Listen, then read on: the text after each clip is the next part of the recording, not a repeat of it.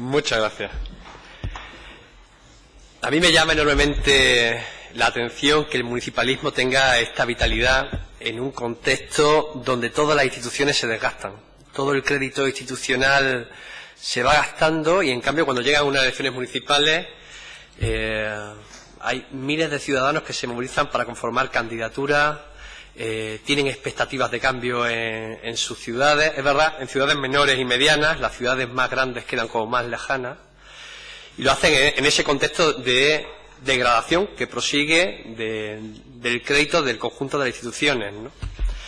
Se lo dice a alguien que que nunca ha estado muy de acuerdo con esta Constitución, se lo tengo que decir desde muy joven, entre otras cosas porque tampoco pude votarla y ni asumí los pactos de la Moncloa, ni aquellos grandes consensos,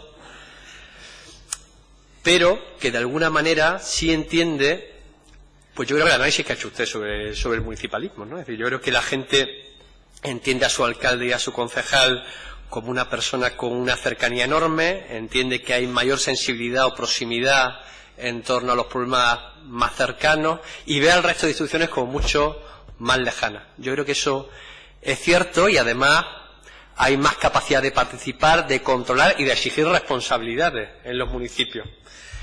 Esa vitalidad yo creo que hay que mantenerla, y esa vitalidad tiene ahora dos peligros que yo creo que ha centrado su intervención y también la del señor Maillo. Yo creo que el primer peligro es el de la reforma local impuesta por el Gobierno central.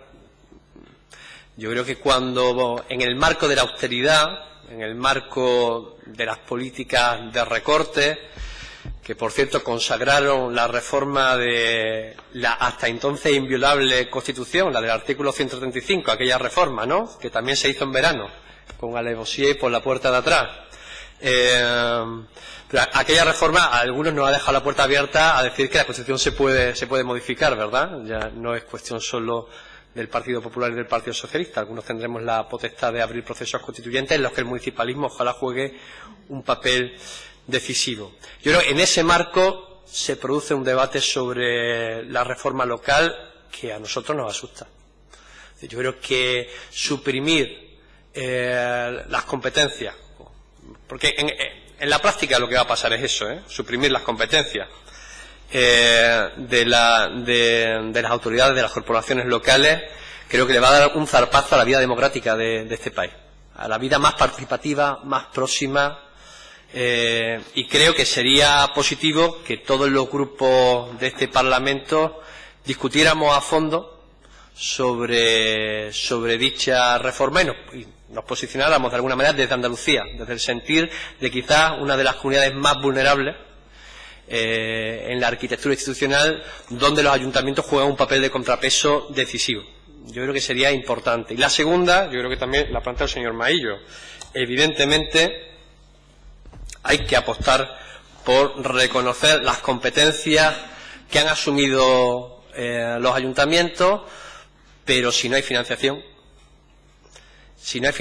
al final las competencias harán que también los ayuntamientos acaben constituyéndose en entidades, en instituciones que son mera fachada, papel cartón. Entonces creo que la Patrica va a jugar un papel fundamental, pero habrá que abrir en algún momento en este país el debate de la financiación.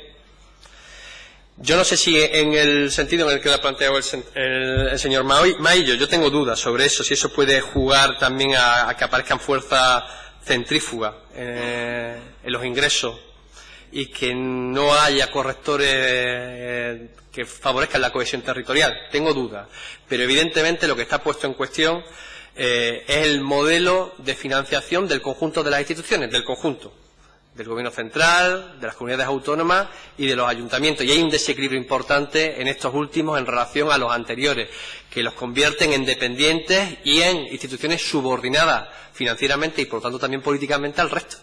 Y creo que ese debate, ese melón hay que abrirlo.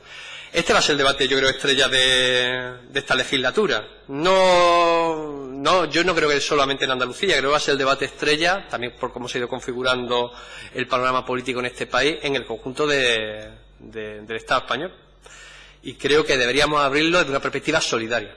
Yo creo que en la perspectiva de seguir con la lógica, con la excusa de la racionalización organizativa y económica, que es la lógica al final de asfixiar a los ayuntamientos, de reducir democracia, creo que por ese camino vamos mal. Si ahí nos encontramos, pues bienvenido sea. Le anuncio también que nosotros estamos poniendo en marcha una red que se llama Municipios por el Cambio, que no será hostil a ninguna de las otras redes que existen ya de municipalismo, y que esta red tendrá en uno de sus objetivos pues la disputa, la pelea, el combate por mejorar la financiación de los ayuntamientos, que hoy sostienen gran parte de servicios golpeados por las políticas que se han venido aplicando en los últimos tiempos, de los cuales depende la vida de mucha gente. Ya está. Muchas gracias, señor Rodríguez. Ahora, en nombre del Grupo Parlamentario Popular, tiene la palabra su portavoz, la señora Mestre García. Señora Mestre, tiene la palabra. Bueno, brevemente, porque yo creo que en el ámbito de la competencia creo que el debate está más o menos claro, las posiciones están muy fijadas, y después vamos a pasar durante la mañana a tener una discusión sobre la financiación y sobre la deuda. Yo creo que es la segunda parte del debate, ¿no? De todas maneras, yo creo que frente a la reforma local que se viene encima, yo creo que deberíamos intentar que hubiera grandes pactos que blindaran de alguna manera algunos bienes comunes que están en manos de los ayuntamientos. Por ejemplo, el agua.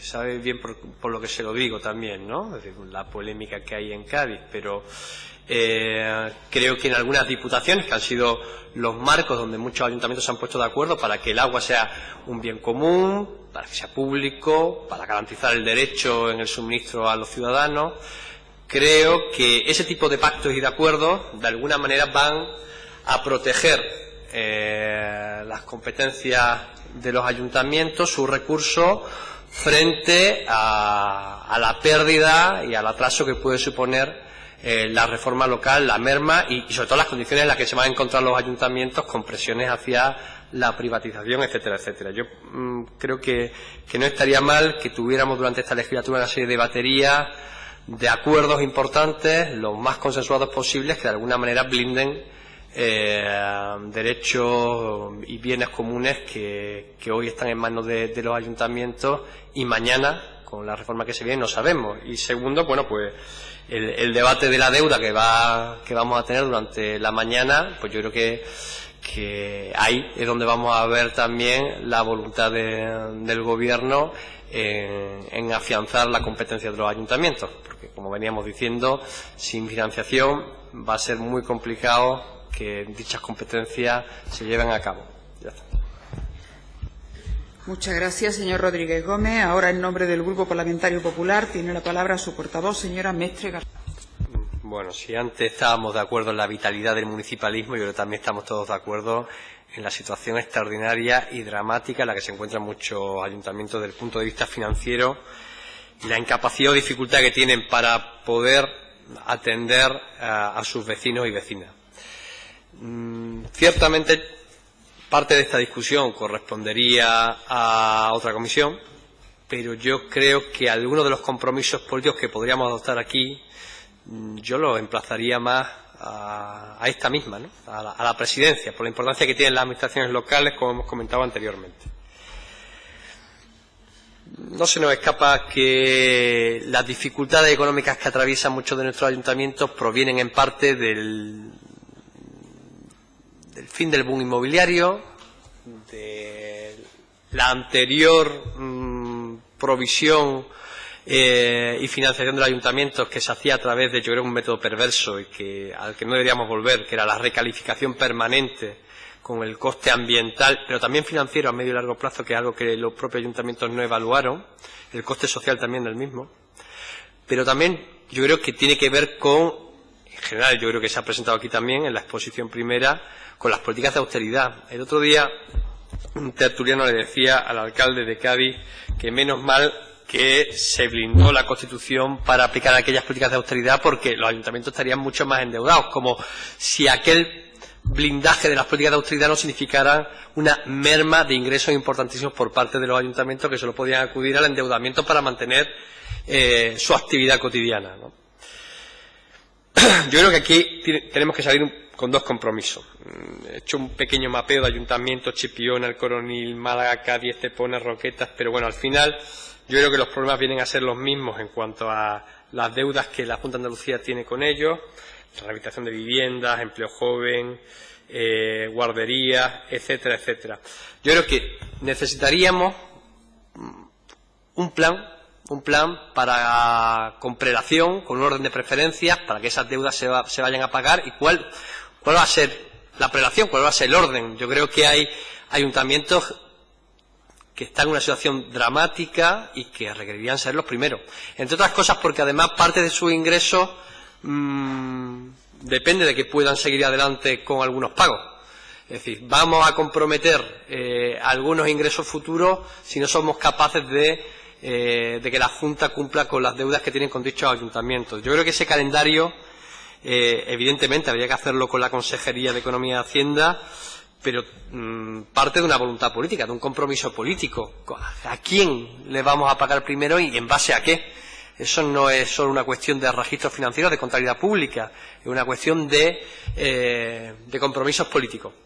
Y lo segundo es que yo creo que la lección que tenemos que sacar para el futuro es que no podemos dejar que los ayuntamientos adelanten una serie de fondos para poder llevar a cabo una serie de programas sin un calendario más o menos seguro, darle seguridad a dichos ayuntamientos para saber cuándo la Junta de Andalucía, en qué plazo, en qué horquilla, en qué intervalo va a poder recibir ese dinero. Yo creo que estaría bien que en su contestación abordáramos ambos temas, es decir, qué prelación, qué orden en el pago de las deudas. Hay deudas adeudadas, por ejemplo, en El Coronil de 2009, un ayuntamiento que tiene casi todos sus ingresos comprometidos para el conjunto del año. Y segundo, si a futuro los programas que vamos a desarrollar conjuntamente entre Junta de Andalucía y corporaciones locales van a tener unos plazos que aseguren a los ayuntamientos la viabilidad de dichos proyectos sin endeudarlos más, sin comprometerlos más y al fin y al cabo sin ahondar más en la situación dramática en la que se encuentran. Gracias. Muchas gracias, señor Rodríguez García. Señor Rodríguez González. Gómez González García. Discúlpeme. Todo mi afán de no ponerme las gafas. Sí, a mí porque no te acuerdas el nombre. Señor Rodríguez González. Ahora sueco no es el apellido, o sea que da igual. Que sueco no es el apellido, que García Gómez, total, sí, tampoco. Disculpe. Ahora tiene la palabra, en nombre del Grupo Parlamentario Popular, la señora Mestre García. Pues yo creo que se trataba hoy de intentar reducir la incertidumbre que tienen algunas corporaciones locales y no sé si somos capaces de reducir esa incertidumbre, ¿no? Yo creo que habría que insistir en las dos cosas que yo he planteado anteriormente, aunque sean difíciles, y yo entiendo que son difíciles. Uno es intentar objetivizar criterios para hacer una prelación, un orden en el pago a los ayuntamientos. Como decía el señor Maillo, habrá que ver que algunas deudas, siendo en valores absolutos más pequeñas que otras, representan un total de los ingresos de algunos ayuntamientos, una cantidad que les impide seguir con normalidad su funcionamiento y, de hecho, hipoteca algunos ingresos nuevos, en el caso de la retención de la PIE en algunos ayuntamientos, ¿no? Al no poder hacer frente a sus pagos. Yo creo que hay que salir con un compromiso para esto. Veremos si después los criterios funcionan, no funcionan, si generan agravios o no, pero hay que empezar con algunos criterios, sobre todo para reducir incertidumbre. Yo creo que este es un periodo de incertidumbre y yo creo que nuestro objetivo debe ser intentar reducir esa incertidumbre en un marco que no es fácil, en un contexto difícil.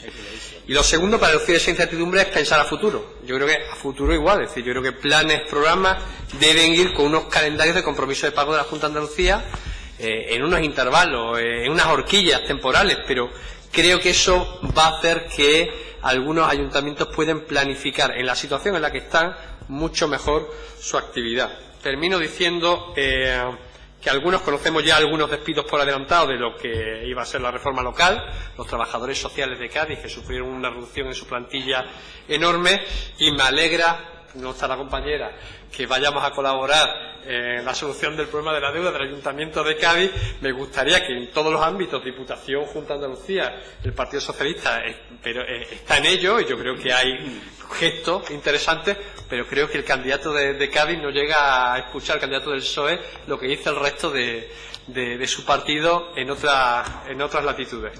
Pero si esa es la senda, yo desde luego me alegro muchísimo. Gracias. Muchas gracias, señor Rodríguez González. Ahora, para terminar este turno por parte de los portavoces, tiene la palabra la señora Mestre García en nombre del Grupo Parlamentario Popular. Gracias, señor consejero. Para el Grupo Podemos, esta crisis está desenmascarando una Unión Europea que parece cada vez más una institución que asocia a mercaderes y muy poco a ciudadanos. Y tiene especial importancia para nosotros lo que se discuta en ese libro de Tratado de Comercio entre la Unión Europea y Estados Unidos, porque ya nuestra comunidad autónoma tiene una posición especialmente sensible, vulnerable, periférica, dependiente en el conjunto de la Unión Europea, como lo muestran todos nuestros ratios económicos. De hecho, la entrada en la Comunidad Económica Europea pues produjo una división internacional del trabajo en el que a Andalucía no le tocaban precisamente los sectores de mayor tecnología y control de valor añadido. Eso ha generado desigualdades territoriales y una situación concreta también social y económica en nuestra tierra. Ahora que se está negociando esto con mucha opacidad, con mucho oscurantismo, a nosotros nos gustaría saber cuáles son los plazos y contenidos de dicha negociación, y en caso de desconocerlo, evidentemente nos gustaría saber qué va a hacer la Junta de Andalucía para que esos plazos y contenidos de dicha discusión de un acuerdo de libre comercio, no estamos hablando de poca cosa, no se realicen con ese oscurantismo de cara a la ciudadanía europea y en particular, al menos, de cara a los ciudadanos andaluces. Muchas gracias. Muchas gracias. Y ahora tiene la palabra el señor vicepresidente. Sí, señor Rodríguez, como usted sabe, las partes de negociación para la revisión del tratado son el Gobierno de Estados Unidos, de Norteamérica y la Unión Europea. Formalmente España no forma parte de sí misma, sino en tanto Estado miembro de la Unión Europea. Y por lo que conocemos, tal acuerdo hasta el momento no existe, sino existen documentos de trabajo. Hasta ahora hay una documentación preparatoria, hay debate, posicionamiento de actores, pero sobre todo lo que debiera contener ese tratado sobre la postura que hay que tener sobre un texto definitivo, en este momento la Junta de Andalucía por lo menos no lo tiene. Pero no es, hay que dejar pasar lo que usted acaba de decir, que es importante en el sentido de la falta de transparencia que está teniendo el proceso. Porque es algo en lo que sí sería bueno que el Gobierno de España hiciera valer en el Consejo y ante la Comisión de la necesidad de que los Estados miembros gocen de tener toda la información disponible. No vaya a ocurrir que se está negociando cuestiones que no son del conocimiento público, ¿no? Y por tanto nos hicieran llegar a las administraciones, en este caso a la administración autonómica, para que pudiéramos posicionarnos con claridad respecto de los documentos que se manejan, ¿no? A pesar de que no hay un documento final, pero que sí hay clara por nuestra parte una serie de postulados que hay que mantener, ¿no? Por supuesto que nos posicionamos en contra de cualquier acuerdo que suponga un perjuicio para los intereses generales de los ciudadanos de la Unión Europea, en el que afecte a exportaciones, a empleo y a seguridad en el consumo.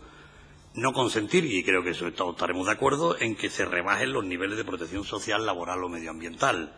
Se deben preservar nuestros estándares, que en este caso están establecidos por las diferentes directivas europeas de protección social y medioambiental, así como los derechos laborales.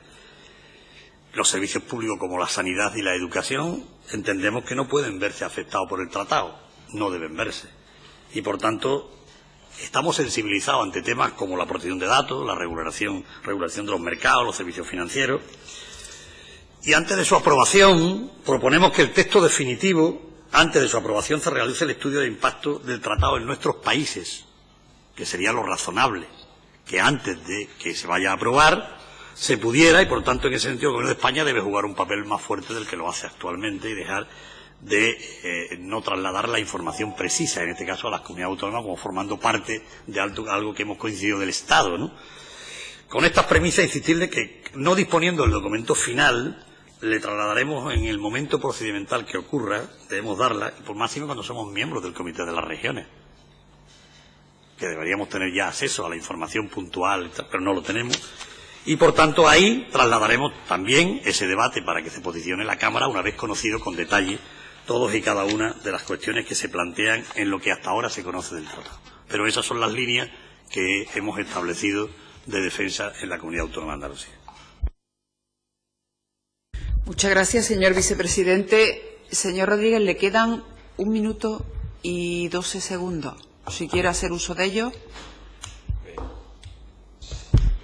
En un Parlamento Europeo y en un cogobierno, Partido Popular Europeo, Partido Socialista Europeo, en la Unión Europea, la verdad es que la información que usted me transmite me produce de verdad, bueno, ratifica la opinión que tengo ya de la Unión Europea previamente, ¿no? Pero sí creo que tiene que haber una fórmula para que gobiernos como el de la Junta de Andalucía, no digo ya un ciudadano a título individual, pueda presionar para que la información, ya digo, sobre plazos y contenido de lo que se discute, pudiera hacerse pública. Plazos y contenido, qué temas se van a tratar, qué está en la agenda. Bueno, pues yo creo que debería encontrarse una fórmula. El hecho de que ni siquiera la Junta de Andalucía tenga información a través del Comité de las Regiones, como usted bien dice, bueno, pues dice mucho del oscurantismo que se gobierna la Unión Europea. Muchas gracias, señor Rodríguez. Señor vicepresidente, unos segundos si quiere contestar. Que efectivamente eso es así, por tanto yo no, que la verdad siempre va por delante, por tanto, mire usted, lo que sí le puedo garantizar es que nosotros haremos lo indecible para obtener los plazos y los contenidos a los que usted hace referencia, y cuando los tengamos también traeremos el posicionamiento a la Cámara, que es lo razonable, ¿no? Muchas gracias. Señor Maillo, vamos a apoyar, por supuesto, la PNL que presenta. La presencia de la OTAN en Andalucía, de sus bases, de las bases norteamericanas, parece un anacronismo. A nosotros nos parece que miramos hacia otra época, mucho más cuando los retos que tiene por delante Andalucía, que tiene por delante este país, tienen que ver mucho más con la cumbre del clima que tenemos en diciembre, la crisis del ébola que hemos pasado anteriormente, la crisis humanitaria que vive el Mediterráneo, la crisis social derivada de esta crisis económica. Y a nosotros nos parece que, desde luego, las bases de la OTAN y la actividad de Estados Unidos tienen que ver poco con un paradigma de progreso y de modernidad que sí tiene que representar Andalucía.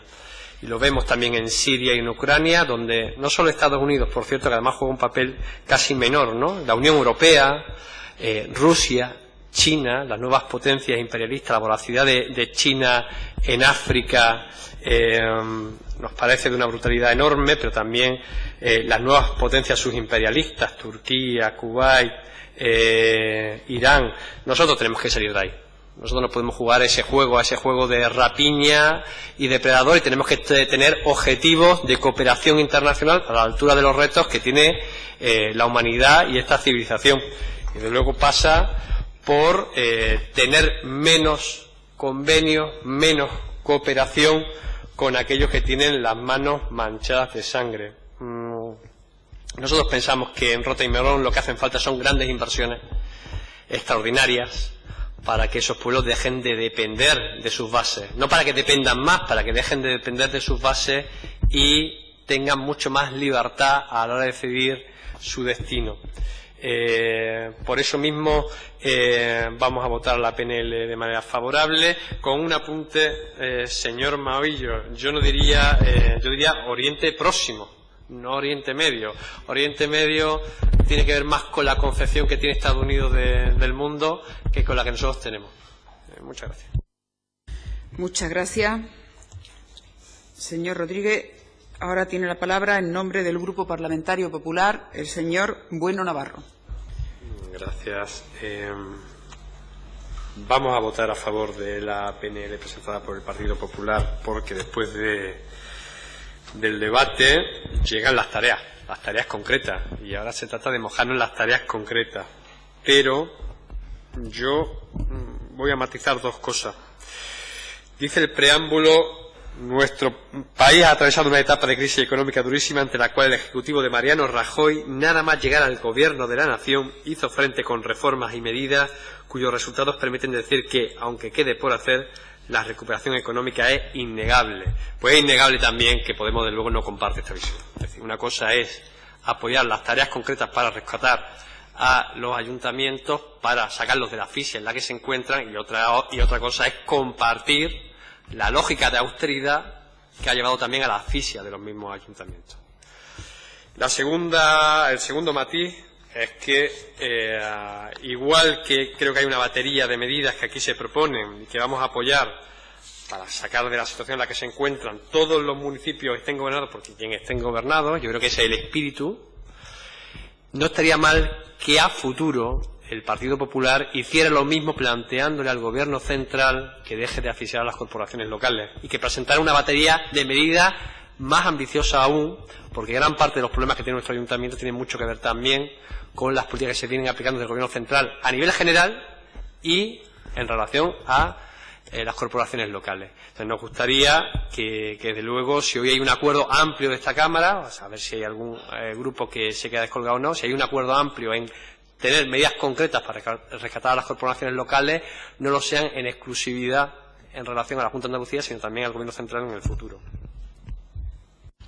Muchas gracias, señor Rodríguez. Ahora, en nombre del Grupo Parlamentario Socialista, tiene la palabra su portavoz, señor Martín Fernández.